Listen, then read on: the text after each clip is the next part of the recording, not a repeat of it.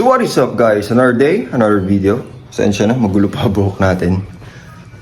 Dahil halos kagising-gising lang natin. Medyo excited kasi ako i-testing tong TPMS na pina-unlock na natin dito sa Ford Ranger. So ngayon, samahan nyo ako. Testing natin kung ilang PSI mag-warning siya. Kung bagsak na or malambot na. Tsaka tignan natin kung gaano ka-accurate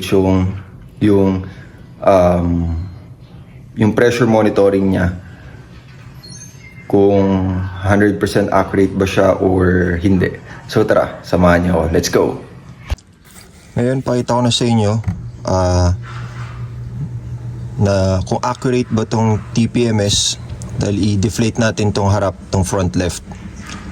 Tapos tingnan natin kung ilang PSI bago siya mag-warning na flat na siya or kung mag-warning ba siya. Tara, kunin natin yung ARB na pan-deflate.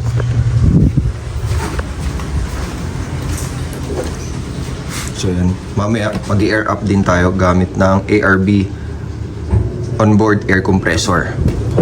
Kompleto naman tayo. Yan.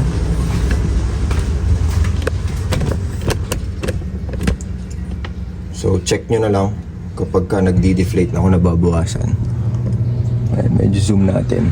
Okay, nagdi-deflate na ako sa labas.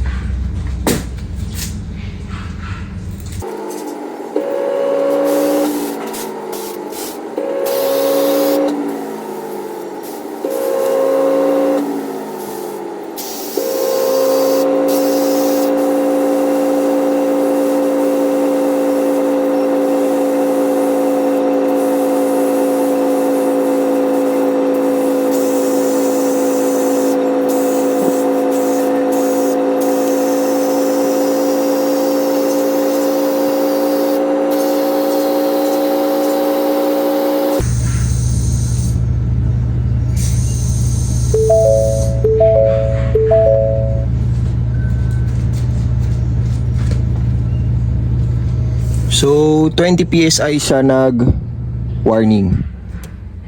So accurate naman siya kasi tignan nyo dito sa ano ko, sa pressure gauge ng ARB.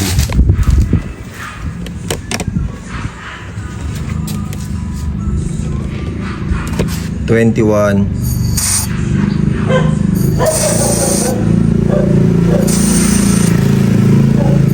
natin ng 20. So 1 PSI lang naman, hindi siya indifference. 20 ngayon, and medyo nagbabago-bago. Pero tingnan ngayon natin dito kung 20 pa rin. So yan, same, 20 pa rin. Diba? So yan, alam natin at least pagdating ng 20 PSI, mag-warning na siya. So yan. Ngayon naman, try nating mag-air up.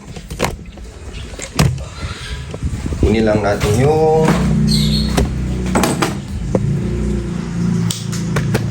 hose. So yan siya. Set up lang natin saglit.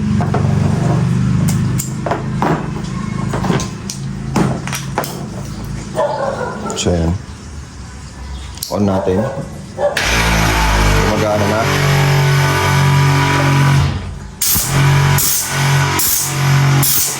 So, air up tayo ngayon.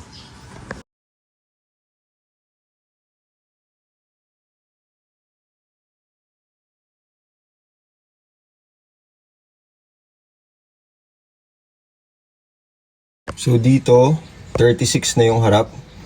So tingnan natin sa tire pressure monitor. Kung same na 36. Wait lang. Bako muna, disconnect ulit. So yan, same naman.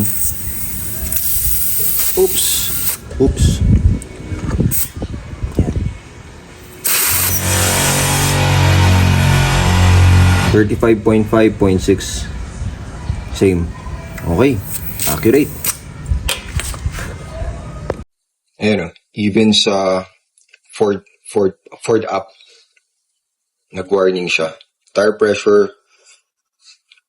pressure system warning. The tire pressure monitoring system has detected one or more tires are significantly underinflated.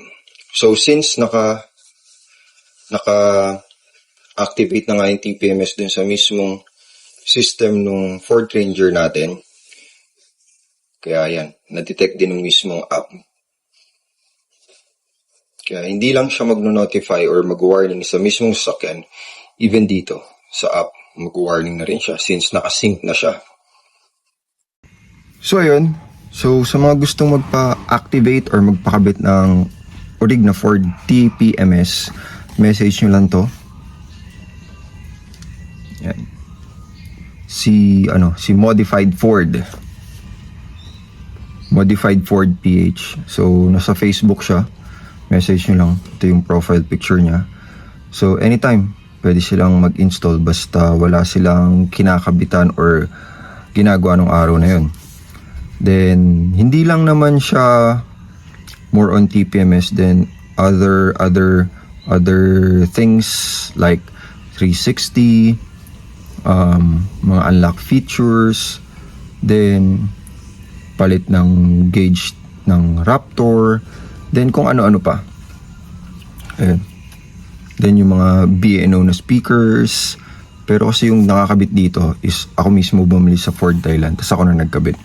So yun, if may mga kailangan kayong mga ipagalaw or ipagawa dun sa Ford Ranger nyo or Ford Everest, message nyo lang to. Si Modified Ford PH. So, ayun lang. So, yun. Yun lang para sa video na to. So again, for more videos like this, just like and hit the subscribe button. Then also yung notification bell para at least notified kayo pag may mga bagong videos. So, dun muna for today. Bye-bye.